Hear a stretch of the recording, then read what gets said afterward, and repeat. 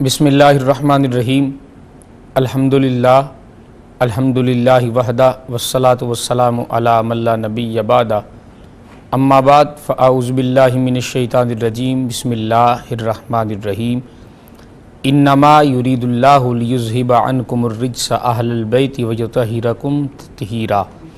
آمنت باللہ صدق اللہ مولانا العظیم۔ ناظرین، پروگرام یاد حسین کے ساتھ آپ کا میزبان مفتی محمد سہیل قادری سلام عرض کرتا ہے۔ محرم الحرام سن 61 ہجری تاریخ اسلام کا ایسا سانحہ رونما ہوا کہ جو اس سے پہلے نہ کبھی ہوا تھا اور نہ شاید اس کے بعد کبھی ہو۔ رسول اکرم صلی اللہ علیہ وآلہ وسلم کا یہ عظیم چشم و چراغ، جس کو کائنات نواسہ رسول، جگر گوشہ بطول، سید الشہداء حضرت سیدنا امام حسین رضی اللہ تعالی عنہ کے نام سے یاد کرتی ہے۔ مدینہ طیبہ سے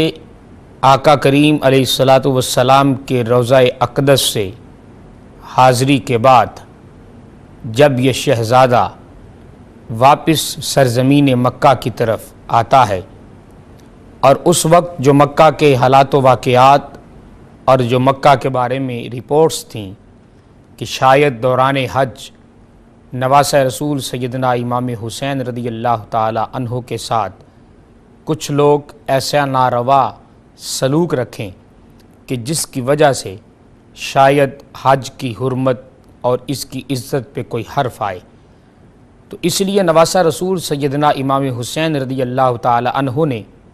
احرام اتار کر اپنے آپ کو کوفے کے لیے کمر بستہ کیا۔ اور ناظرین، پھر تاریخ اس بات پر گواہ ہے، یقیناً اس بات میں کوئی شک و شبہ نہیں کہ ایک مسلمان کے لیے جو حج اور عمرہ کی سعادت کے لیے جائے یا وہاں پر موجود ہو، اس کے لیے مکہ اور مکرمہ چھوڑنا یقیناً انتہائی مشکل ہوتا ہے۔ کہا جاتا ہے کہ جب تک حاجی حج بیت اللہ نہ کر لے، مکہ مکرمہ کو آنکھوں سے نہ دیکھ لے یا روضہ رسول کو آنکھوں سے نہ دیکھ لے، اس سے پہلے اس کی کیفیات کچھ اور ہوتی ہیں، مگر وہی حاجی جب اپنی آنکھوں سے کعبۃ اللہ یا روضہ رسول صلی اللہ علیہ وآلہ وسلم کو دیکھ لیتا ہے اور پھر وہاں سے جب واپس لوٹتا ہے، تو ناظرین وہی حاجی آنکھوں سے آنسو بہا کر آتا ہے، وہاں سے جدا ہونے کو دل نہیں کرتا، وہاں سے ناظرین نکلنے کو دل نہیں کرتا، اس لیے کہ وہ ایسی مقدس اور حرمت والی مقامات ہیں کہ جن پر شب و روز رب کی رحمتوں کا نزول ہوتا ہے۔ بندہ مومن سوچتا ہے کہ کہاں یہ کعبۃ اللہ اور کہاں یہ میں اور کہاں یہ روضہ رسول اور کہاں مجھ جیسا نکمہ اور گناہگار، اور یقیناً اپنے مقدر کے بارے میں سوچتا ہے، اپنے مقدر پہ، نصیبوں پہ، قسمت پہ ناز کرتا ہے کہ مولا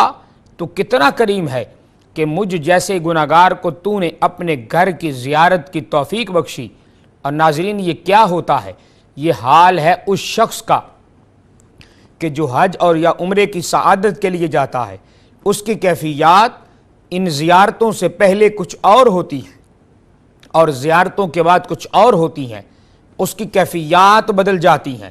جیسے اس کی کیفیات پہلے تھیں اب وہ نہیں رہتی، اس لیے کہ اس نے ان آنکھوں سے روضہ رسول کو دیکھا ہوتا ہے، اس نے ان آنکھوں سے کعبۃ اللہ کو دیکھا ہوتا ہے، اس کی کیفیات اور ہوتی ہیں۔ اور ناظرین، جب سرزمین مدینہ پہ پیدا ہونے والا نواسہ رسول ہو،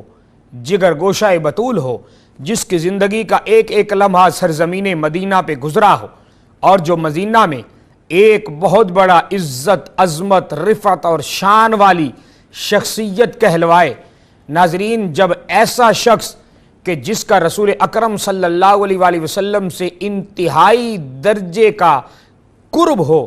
اور جس کا بلڈ ریلیشن ہو رسول پاک صلی اللہ علیہ وآلہ وسلم سے، اور رسول پاک صلی اللہ علیہ وسلم کا جن سے اتنا عظیم قرب اور اتنا گہرا ریلیشن ہو، ناظرین جب وہ روضہ رسول صلی اللہ علیہ وآلہ وسلم یا کعبۃ اللہ کو چھوڑتا ہے یا کعبۃ اللہ سے جدا ہوتا ہے تو ناظرین پھر اس کی کیفیات کیا ہوں گی، اس وقت اس کی سوچیں کیا ہوں گی۔ یہ تو ایک عام شخص یا ایک عام حاجی یا ایک عام مسلمان یا ایک عام مومن کی کیفیت ہے کہ جب روضہ رسول سے جدا ہوتا ہے اس کی کیفیات کچھ اور ہوتی ہیں، جب کعبۃ اللہ سے وہ جدا ہوتا ہے اس کی کیفیات اور ہوتی ہیں۔ اور وہی ناظرین یہ تو ایک عام کلمہ گو ہے، اور جب لا الہ الا اللہ محمد الرسول اللہ نہ صرف دل و جان سے پڑھنے والا بلکہ رسول اکرم صلی اللہ علیہ وآلہ وسلم کے خاندان سے جس کا انتہائی درجے کا گہرا تعلق اور ریلیشن ہو، اور پھر اتنا اعلیٰ اور عرفہ ریلیشن اور تعلق ہو کہ رسول اکرم صلی اللہ علیہ وسلم کو ان سے انتہائی درجے کا پیار محبت اور الفت ہو، اور ان کو بھی رسول اکرم صلی اللہ علیہ وسلم سے انتہائی درجے کا پیار اور الفت ہو، اور پھر ناظرین جس کی زندگی کا ایک ایک لمحہ دین اسلام کی بقا میں اور دین اسلام کی اشاعت میں اور دین اسلام کے فروغ میں گزرا ہو، اور ناظرین پھر ایسا شخص جب مدینہ طیبہ سے جدا ہوتا ہے، کعبۃ اللہ سے جدا ہوتا ہے، ناظرین اس وقت اس شخص کی کیفیات کیا ہوں گی؟ یقیناً اس کی کیفیات اس عام حاجی سے بہت آگے ہوں گی، اس لیے کہ اپنے آبائی گھر کو یا اپنے آبائی علاقے کو چھوڑنا ناظرین انتہائی مشکل ہوتا ہے، انتہائی مشکل ہوتا ہے۔ بندہ جہاں بھی چلا جائے مگر اپنا آبائی علاقہ اور اپنا آبائی گھر ہمیشہ اس شخص کو یاد رہتا ہے۔ اور ناظرین پھر غور کیجئے کہ جس کا سرزمین مدینہ پہ گزر بسر رہن سہن اٹھنا بیٹھنا کھانا پینا انتہائی اعلیٰ درجے کا ہو، انتہائی اعلیٰ درجے کا، اس سے مراد کہ انتہائی اعلیٰ عزت کا حامل ہو وہ شخص کہ جس کی صحابہ کرام رضوان اللہ تعالی علیہم اجمعین بے پناہ عزت کریں اور ان کی حرمت کا بے پناہ خیال رکھیں، اور جن کو ناظرین کبھی سرزمین مدینہ پہ کانٹا تک نہ چبھا ہو، آج وہ حسین مدینے سے جدا ہو کر مکے سے جدا ہو کر اپنے 72 جانثاروں کے ساتھ، جس میں آپ کی ازواج بھی تھی، آپ کی اولاد بھی تھی، آپ کے اصحاب بھی تھے، اور ناظرین 6 ماہ کا معصوم علی اصغر بھی تھا، 18 سال کا جوان کٹیل علی اکبر بھی تھا، یہ سارے جانثار ہمراہ ہوں اور مکہ اور مکرمہ چھوڑ کر جا رہے ہوں۔ اور پھر ناظرین دیکھیے بار بار اصحاب رسول نے کہا، بار بار صحابہ رسول نے کہا، حضرت عبداللہ ابن عباس رضی اللہ تعالیٰ عنہ، یہ کون ابن عباس ہیں کہ جو مفسر قرآن ہیں، جن کے بارے میں تاجدار کائنات علیہ السلام نے دعا فرمائی تھی کہ اللہم علمہ الکتاب، اے اللہ میرے ابن عباس کو قرآن کا عالم بنا دے۔ وہی ابن عباس بار بار کہتے تھے کہ اے حسین مدینہ اور مکہ نہ چھوڑیے،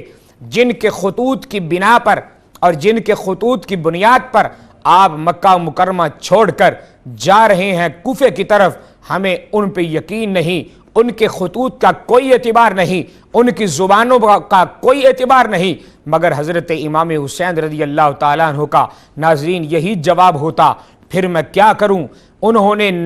میرے نانا کے دین متین کو بچانے کے لیے مجھے بلایا ہے اور مجھے لکھا ہے، اگر آج میں نہیں گیا تو میرے نانا کے دین کی دھجیاں اڑ جائیں گی، اور قیامت کے دن اگر تاجدار کائنات نے پوچھ لیا کہ آپ کا اور میرا ریلیشن اور تعلق تو کچھ اور تھا، کیا لوگوں نے آپ کو بلایا تک نہ تھا؟ بلایا تھا لیکن آپ گئے کیوں نہیں؟ تو میں اپنے پاک نانا علیہ السلام کو کیا جواب دوں گا، کیا منہ دکھاؤں گا؟ ناظرین یہ سوچ لے کر نواسہ رسول سیدنا امام حسین رضی اللہ تعالیٰ عنہ سرزمین مکہ اور مدینہ سے نکلتے ہیں، اور پھر جب کوفے کے لیے سفر طے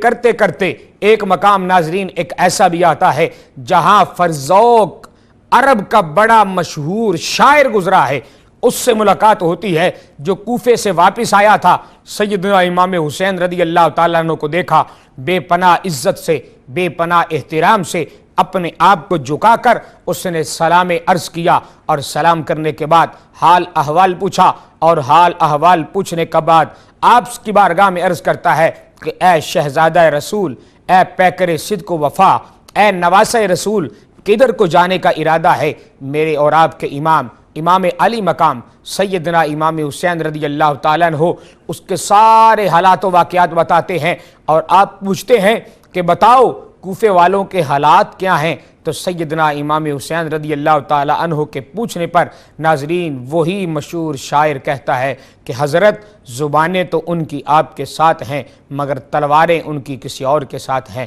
ناظرین توجہ کیجئے گا، سیدنا امام حسین رضی اللہ تعالیٰ عنہ نے جب اس شاعر کی اس بات کو اور اس جواب کو سنا، آپ کہتے ہیں اچھا ان لوگوں نے تو مجھے خود خطوط لکھ کے بلایا ہے، اور اتنے خطوطوں کا تھیلا لے کر میں ان کے پاس جا رہا ہوں ثبوت کے طور پر کہ تم نے مجھے خود بلایا ہے، میں بن بلائے نہیں آیا۔ اور ناظرین یہاں پر پھر وہی مشہور شاعر کہتا ہے کہ حضرت مجھے ان پہ اعتبار نہیں، اس لیے کہ وہ بلانے والے ضرور ہیں مگر میرا دل کہتا ہے کہ ان میں وفا نہیں، تو وہ آپ سے بے وفائی کریں گے۔ ناظرین یہ فرزوق شاعر کے یہ گفتگو جو سیدنا امام حسین رضی اللہ تعالی عنہ سے اس نے کی، ناظرین